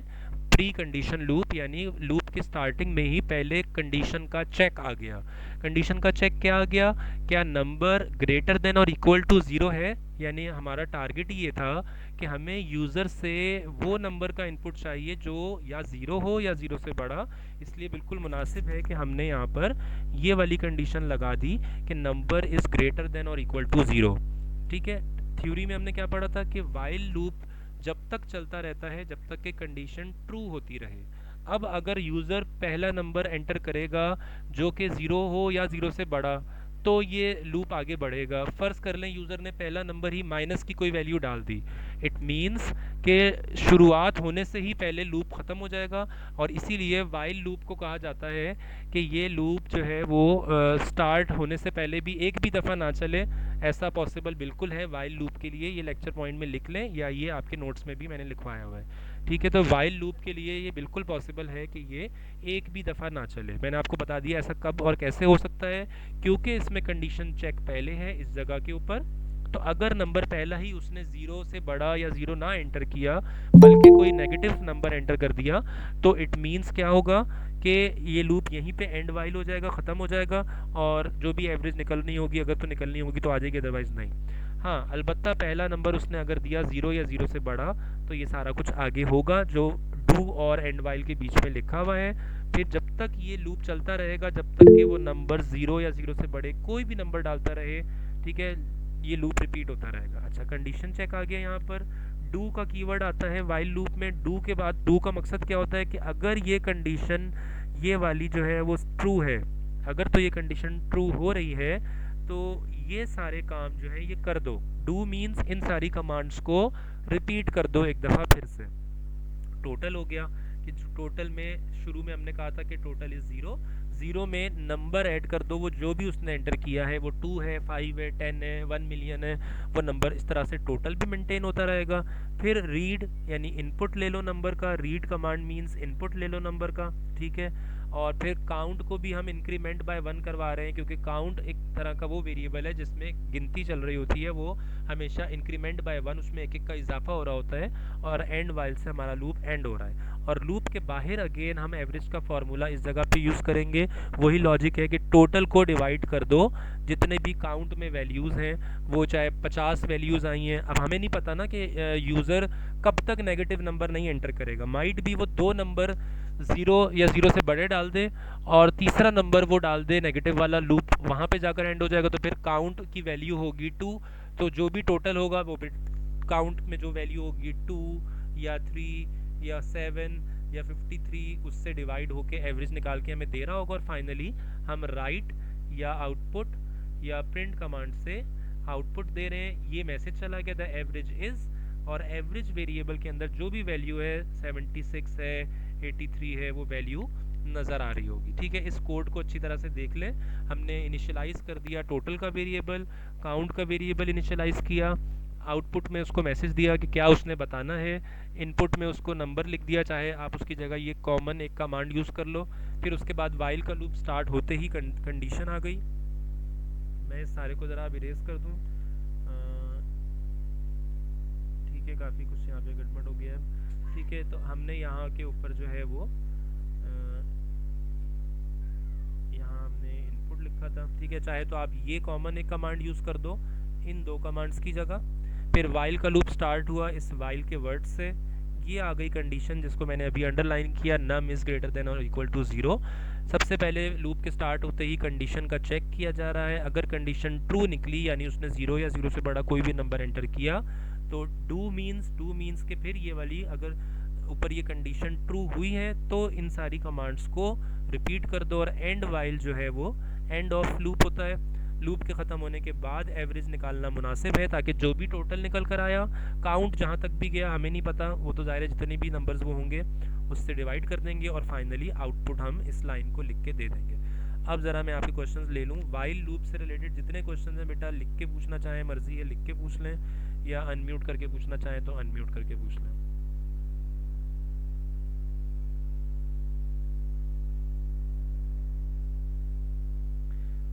सर ये फाइल आपने अपलोड कर चुके हैं ना? जी बेटा, ये अपलोड कर दी थी बिल्कुल। सर पिछले वाले जी जी, यूसुफ आप पूछ लो पहले बेटा। पिछले वाले फाइल में ही इंक्लूडेड है नहीं? जी जी, उसी में ही है बेटा, उसी के साथ ही ये सारा जो टॉपिक 7 के जो नोट्स हैं ना, उसी में है ये सारा कुछ। Okay sir, thank you sir. वो जो एंड वाइल वाला लूप था वो एक दफ़ा उसकी कंडीशन समझा रहा है, हाँ, जो ग्रेटर देन। सर जरूरी है ये लूप्स आएगा? हाँ बेटा, काफ़ी अच्छा चांसेस है कि आ सकता है। ठीक है ना, इसलिए इसको समझ लें, इसकी प्रैक्टिस कर लें तो अच्छा है। कंडीशन मैं उसकी समझा देता हूँ। हाजिक आप कुछ पूछना चाह रहे हो? ईशल आप कुछ पूछना चाह रहे हो? बेटा एक एक करके पूछ लो अनम्यूट करके। सर इस लूप में हमारी प्री कंडीशन क्या थी? इस लूप में कंडीशन हमारी ये थी, जो कि मैं आपको सवाल दिखा देता हूँ। इस सवाल में मेंशन थी, एक मिनट ज़रा मैं स्क्रीन शेयर दोबारा कर लूँ। हमारे सवाल में कंडीशन बहुत साफ साफ मेंशन थी कि भाई एक ऐसा सूडो कोड आपको बनाना है जो कि नंबर्स का इनपुट ले और लेता रहे, कब तक? जब तक के नंबर के इनपुट जो किए जाएं वो ग्रेटर देन और इक्वल टू 0 हो। ये कंडीशन थी। अगर इस सवाल में मेंशन होता क्लियर कट कि 30 नंबर्स का इनपुट लें, फिर हम हरगिज़ वाइल एंड वाइल लूप इस्तेमाल करने की तरफ जाते ही ना, हम सीधा सा फॉर टू नेक्स्ट लूप इस्तेमाल कर लेते। क्योंकि इसमें क्लियर कट नंबर मेंशन नहीं था, इसमें कंडीशनल बात बताई गई थी कि यूज़र जब तक यूज़र से नंबर्स का इनपुट लेते रहो, जब तक के वो नंबर 0 या 0 से बड़ा कोई भी नंबर एंटर करता रहे, चाहे वो जब तक अगर वो for example 1 million numbers enter करता जाता है और वो कोई भी नंबर उन सारे नंबर्स में से एक भी 0 से छोटा नहीं डालता, तो ये लूप चलता रहेगा। लेकिन अगर वो पहली बारी ही में या दूसरी बारी में या तीसरी बारी में या किसी भी दफ़ा में वो जैसे ही पहला नंबर 0 से छोटा नेगेटिव कोई भी नंबर एंटर करेगा, वहीं पे ये लूप एंड हो जाएगा, क्योंकि कंडीशन फॉल्स हो जाएगी। कंडीशन कहाँ पर है? मुबशिर ने पूछा था। कंडीशन ये रही, वाइल के फ़ौरन बाद हमने लिखी नम को होना चाहिए, यानी जो भी नंबर वो एंटर करे वो होना चाहिए या तो 0 या 0 से बड़ा। सूडो कोड में या प्रोग्रामिंग में हम इस तरह से लिखते हैं ग्रेटर देन और इक्वल टू को। तो वाइल के फ़ौरन बाद ये हमने कंडीशन लगा दी थी कि नंबर लाजमी या बड़ा हो या इक्वल हो 0 के। जब जब ये कंडीशन ट्रू होती रहेगी तो डू के बाद जितनी भी कमांड्स लिखी हैं, डू के बाद और एंड वाइल से पहले, ये सारी कमांड्स लूप में रिपीट होती रहेंगी। और जैसे ही यूज़र कोई भी नंबर एंटर करेगा जो इस कंडीशन को फॉल्स कर देगा, जो इस कंडीशन को पूरा नहीं करता होगा, यानी नंबर ना 0 होगा ना 0 से बड़ा, यानी नेगेटिव नंबर होगा, वैसे ही हमारा प्रोग्राम का लूप ख़त्म हो जाएगा और हम आगे चले जाएंगे। जी बेटा, एनी अदर क्वेश्चंस? उमर ने जो पूछा है चैट में, मेरा चैट भी देख लो। सर जी बेटा, पूछो पूछो मुबशिर, पूछो बेटा। सर वो जो आपने एंड वाइल वाले लूप से पहले कंडीशन लगाई है ग्रेटर देन इक्वल टू 0, मगर सर अगर वो जो यूजर है वो नंबर 0 ही डालता रहे तो? हाँ डालता रहे, 0 डालता रहे तो लूप हमारा चलता रहेगा, क्योंकि हमारी कंडीशन क्या है? नंबर को या 0 होना चाहिए या ग्रेटर देन 0, क्योंकि सवाल में मेंशन था, हमने अपनी मर्जी से ऐसा नहीं बनाया। सवाल में साफ साफ मेंशन था while the input number is greater than और इक्वल टू 0। ठीक है, 0 डालता रहे तो ओके सर, थैंक हम यू। इससे माइट भी एवरेज पे फर्क पड़े ना पड़े वो हमारा मसला नहीं है, लेकिन लूप चलता रहेगा, क्योंकि प्रोग्राम को क्या पता कि माइट भी वो 4 दफ़ा 0 का इनपुट देने के बाद उसके बाद जो वो इनपुट दे वो सारे कोई और नंबर हो, माइट भी वो 5 हो, वो 10 हो, वो 53 हो। इसलिए कंडीशन ये बताई इन्होंने सवाल में कि 0 हो या 0 से बड़ा, इन दोनों सूरतों में कंडीशन ट्रू होगी और लूप चलता रहेगा, लूप हमारा फिनिश नहीं होगा। अच्छा, why did we initialize count as 1 when we did not initialize it in for loops?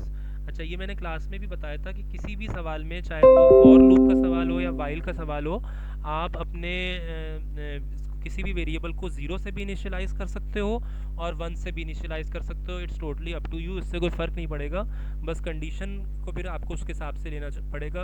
और फॉर एग्जांपल अगर फॉर टू नेक्स्ट वाला सवाल है और आप 0 से स्टार्ट कर रहे हो अपना काउंट का वेरिएबल, और मुझे 10 दफ़ा कोई काम रिपीट करना है, तो फिर मैं क्या लिखूँगा? For count is equals to 0 to 9। क्यों? क्योंकि 0 पहली एंट्री होगी और 0 से लेकर आप 9 तक सारी एंट्रीज़ को गिन लो, यूँ 10 एंट्रियाँ बनेंगी। अगर मैं काउंट का वेरिएबल इसी सवाल में जहाँ 10 नंबर्स का इनपुट लेना हो, मैं काउंट को अगर 1 से शुरू करूँगा तो फिर मैं काउंट की इनिशियल और एंडिंग रेंज क्या लिखूँगा? For count is equals to 1 till 10, 1 to 10। क्यों? क्योंकि पहली एंट्री 1 होगी और 1 से 10 तक आप गिन लो तो 10 पे जाकर आपकी 10वीं एंट्री पूरी हो रही होगी। तो आप काउंट को 0 से भी इनिशियलाइज़ करवा सकते हो, 1 से भी, इसमें कोई बिल्कुल भी कोई मसला नहीं है। अच्छा,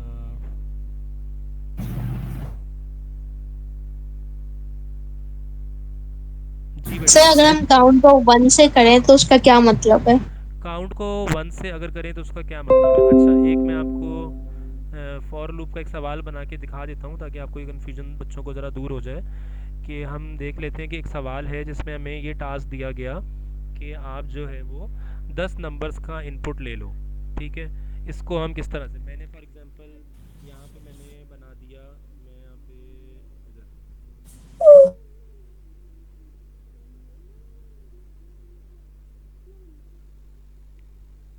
पे लाइन ड्रॉ कर दी। अब पहले मैं लिख रहा हूँ इस सिचुएशन में काउंट इज इक्वल्स टू 0, ठीक है।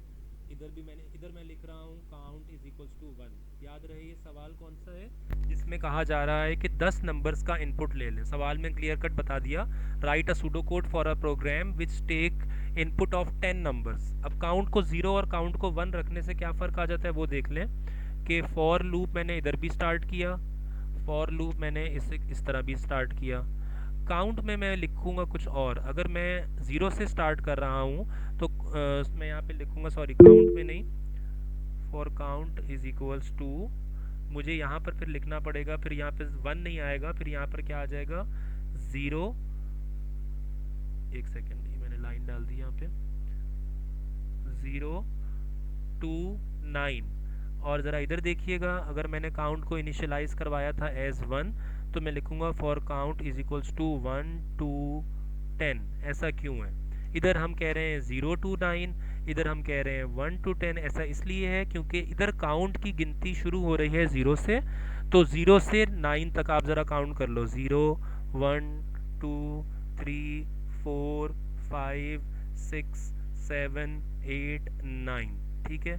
ये 9 जो है हमारे पास, ये 9 हमारे पास, ये देखें 1 2 3 4 5 6 7 8 9 10 हमारा टारगेट था 10 दफ़ा इनपुट लेना। तो हमारी गिनती, अगर हम काउंट को 0 से शुरू करेंगे तो 9 तक हमारे 10 नंबर पूरे होंगे। और अगर हम अपनी काउंटिंग शुरू कर रहे हैं, काउंट को हमने अगर 1 रखा है फॉर एग्जांपल, तो 1 2 3 4 5 6 7 8 9 10, तो इसमें हमारी गिनती 10 की जब पूरी होगी जब हम 1 से 10 तक जाएंगे। तो काउंट आप 0 रखो या आप 1 रखो, कोई इशू नहीं है, बस उसके अकॉर्डिंगली फिर आपने अपनी काउंट की इनिशियल वैल्यूज़ को उसके हिसाब से, इनिशियल और एंडिंग वैल्यूज़ को उसके हिसाब से आपने सेट ज़रूर कर देना है, ठीक है। ये इसमें ज़रा सा फ़र्क था जी बेटा। अब मैं वापस ज़रा आपके क्वेश्चंस की तरफ जा रहा हूँ, फिर अगर क्लियर हो गया तो फिर हम रिपीट अंटिल जल्दी से 10 मिनट में कवर कर लेंगे। अभी हमारा 1 आवर पूरा हुआ है, बस इंशाल्लाह 10 से 15 मिनट और लगेंगे। Sir then technically we can start count from 3 4 3 1 2, ये बात नहीं मुझे समझ आई। अच्छा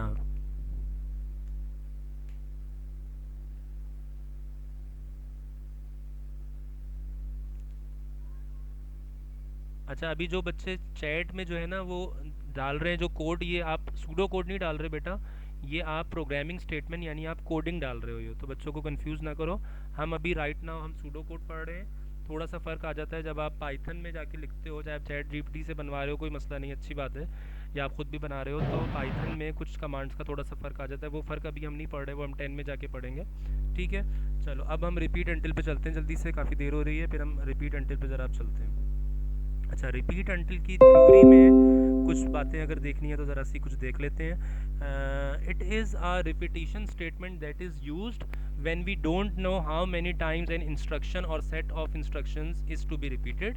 तकरीबन यही डेफिनेशन थी वाइल डू एंड वाइल की भी। उधर भी हमें नहीं पता होता था कि कितनी दफ़ा इसको रिपीट करवाना है, यानी दोनों सूरतों में, चाहे वो वाइल एंड वाइल है या वो रिपीट अंटिल है, दोनों सूरतों में सवाल में आपको क्लियर कट नहीं पता चलेगा कि कोई स्टेटमेंट या ग्रुप ऑफ स्टेटमेंट्स कितनी दफ़ा रिपीट करवानी है। और जिस सवाल में साफ साफ पता हो तो उसमें फिर आप फॉर टू नेक्स्ट लूप इस्तेमाल करते हो। It is different from while do and while because this loop will be repeated until a condition is false and it will stop executing once the condition is true. थोड़ा सा इनके nature of operation में फ़र्क ये है कि while do and while जो अभी हमने किया है काफ़ी डिटेल में, वो आपने देखा कि जब तक कंडीशन ट्रू होती रहती है वो चलता रहता है लूप, और कंडीशन के फॉल्स होते ही वो लूप जो है वो ख़त्म हो जाता है। इसमें उल्टा है, इसमें लूप चलता रहेगा जब तक कंडीशन फॉल्स होती रहेगी। अभी आप एग्जांपल में देखेंगे कैसे, और जैसे ही कंडीशन इसमें ट्रू होगी लूप हमारा एंड हो जाएगा। इसमें कंडीशन एंड में टेस्ट की जाती है, आखिरी दूसरा पॉइंटर लिखा हुआ है, the condition is tested at the end of the loop and even if a condition is true the loop will execute it at least once, ठीक है। इसमें कंडीशन क्योंकि बाद में आती है इसीलिए इसको पोस्ट कंडीशन लूप भी कहते हैं, और कंडीशन बाद में आने की वजह से इसमें ये पॉसिबिलिटी होती है कि मिनिमम एक दफ़ा तो लूप चलेगा ही चलेगा। उसमें यह था कि शुरू में क्योंकि कंडीशन आ रही थी और पहली एंट्री में ही अगर कंडीशन जो है वो फॉल्स हो गई तो ये पॉसिबल वाइल लूप में था कि वो एक भी दफ़ा रिपीट ना हो। इसमें यह है कि ये मिनिमम एक दफ़ा चलता ही चलता है। अभी हम एग्जांपल देख लेंगे तो आपको बात जो है वो आसानी से इंशाल्लाह समझ आ जाएगी। अब मैं ज़रा एक एग्जांपल खोल लेता हूँ इसकी रिपीट अंटिल की। इसको मैं कॉपी करके उधर ले जाता हूँ।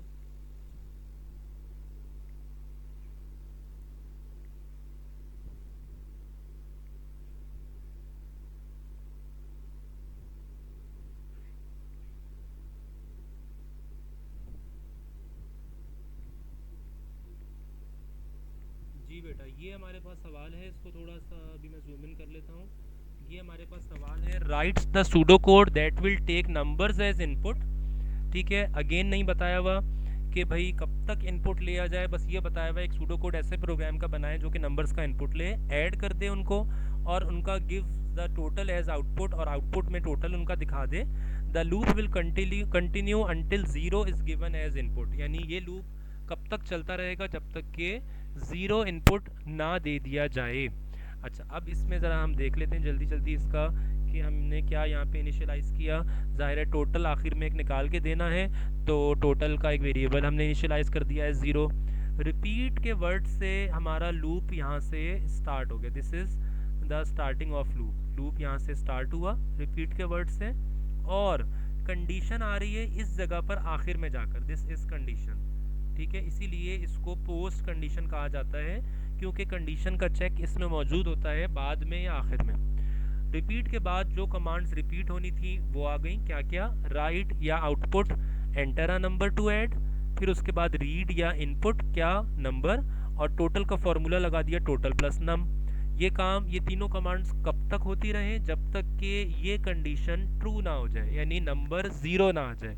जैसे ही नंबर 0 आएगा हमारा लूप ख़त्म हो जाएगा, और फिर वो राइट या आउटपुट दिखा देगा कि टोटल क्या आया।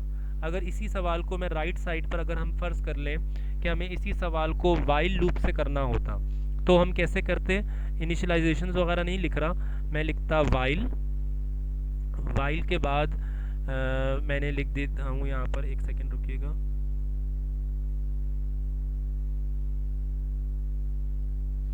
वाइल के बाद मैं क्या लिख दूंगा यहाँ पे, नम। वाइल नम इज कितना हमें चाहिए, ग्रेटर देन 0। ठीक है, ग्रेटर देन और इक्वल टू 0। तो जब तक ये होता रहेगा हमारा आगे सूडो कोड करके लिख देंगे, और अदरवाइज जैसे ही हमारा जो है वो सूडो कोड जो है वो ख़त्म हो जाएगा, यहाँ पे कंडीशन फुलफिल हो जाएगी। एक सेकंड में ज़रा वापस आता हूँ, सेटिंग में से एक चीज़ फिक्स कर लूँ। ठीक है, अच्छा, तो वापस आ रहे हैं इसके ऊपर।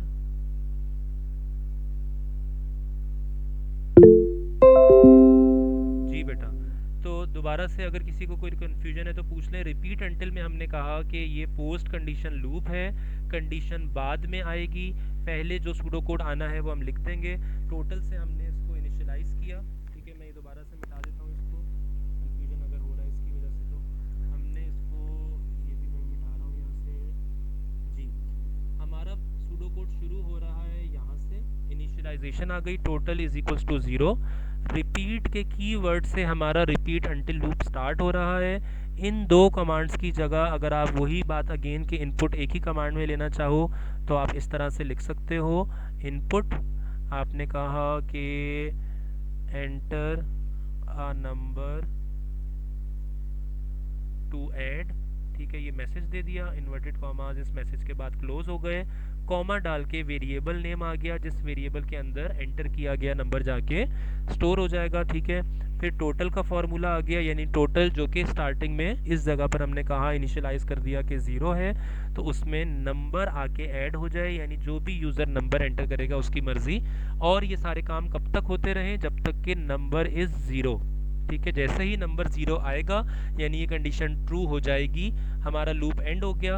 उसके बाद हमने इस आखिरी लाइन में आउटपुट दिखा दिया टोटल, चाहे खाली आउटपुट या राइट टोटल लिख दें या आप मैसेज के साथ लिख दें आउटपुट, मैसेज आ गया with in the inverted commas, the total is, कोई भी आप वर्डिंग लिख दें, the total is, inverted commas close हुए, कॉमा लगा और उस वेरिएबल का नाम आ गया जिसके अंदर टोटल जाके स्टोर हो रहा था। ठीक है, अब बेटा कोई क्वेश्चन है तो चैट में ज़रा जाके पूछ लें।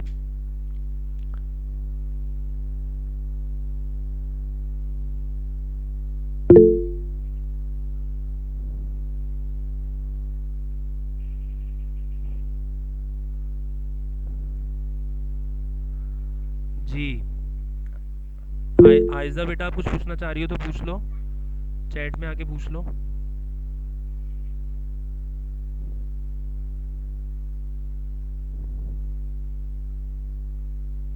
जी मीटिंग रिकॉर्ड हो रही है बेटा, बिल्कुल।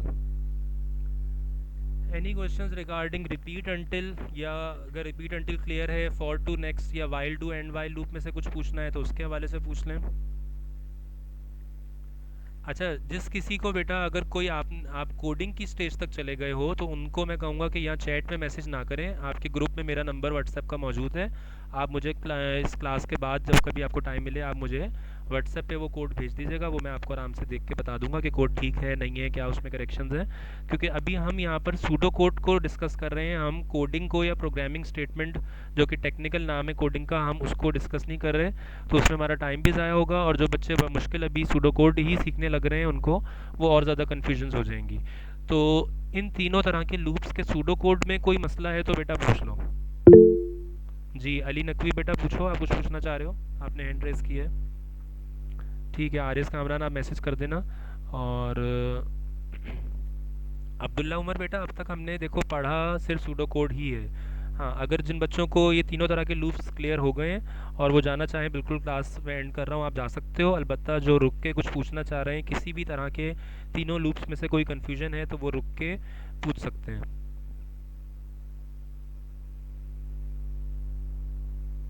रिकॉर्डिंग बेटा मैं अभी क्लास की थोड़ी देर बाद ही शेयर कर दूंगा इंशाल्लाह। रिपीट अंटिल में कंडीशन आती है बाद में, पहले कोड आता है। रिपीट अंटिल कम से कम एक दफ़ा ज़रूर चलता है, ठीक है। माइट भी वो पहली दफ़ा जो देगा इनपुट, वो उसके बाद कंडीशन चेक होगी तो माइट भी वो दूसरी दफ़ा चलने की नौबत ना आए।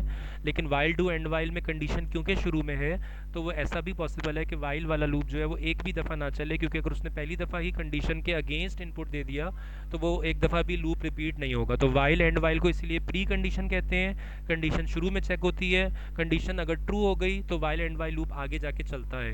रिपीट अंटिल में कंडीशन बाद में है, कंडीशन के ट्रू हो जाने पर रिपीट अंटिल लूप ख़त्म हो जाता है, और कंडीशन जब तक फॉल्स होती रहे तो रिपीट अंटिल लूप बार बार चलता रहता है।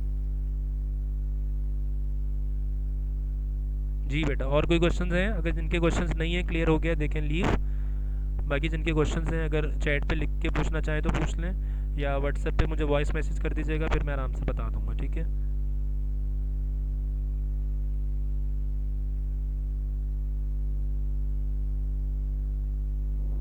चलें ठीक है बेटा, चलें क्लास को फिर एंड करते हैं, ठीक है। थैंक यू, अपना ख्याल रखिएगा, अल्लाह हाफिज़। चलो ठीक है बेटा, आप जब एक्स्ट्रा क्लास में पूछ लेना फेस टू फेस स्कूल में जैसे आपको ठीक लगे, ठीक है। ओके अल्लाह हाफिज़, टेक केयर।